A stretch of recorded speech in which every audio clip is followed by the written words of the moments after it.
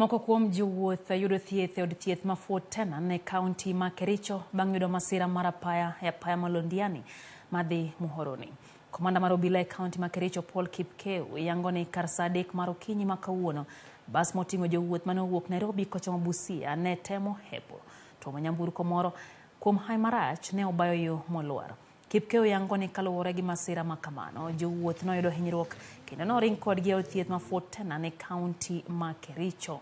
Riwruok mar Kenya Red Cross yango ni ji maromo 40 ichiwo ne thieth e od thieth ma Fort Tenan ka moko 4 notere thieth maduong' ma Kericho referral ne thieth makende. Ilikuwa imekwama njiani. So vile hiyo trailer ilikuwa imesimama, vile ilisimama njiani, hiyo gari yetu ilikuwa imekuja na ni kama haikujua kama imesimama. Sasa ikashika emergency na climax pia ilikuwa inatoka nyuma. Sasa bila hiyo gari yetu ikashika emergency, hiyo climax yenye ilikuwa inatoka nyuma ikaingia.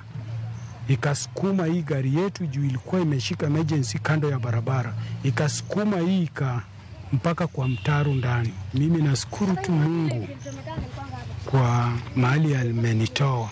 Juu kama sio Mungu singetoka. Tulitoka kwa saa 1 ya asubuhi tukienda bado pale mahali mwenye tumepata accident.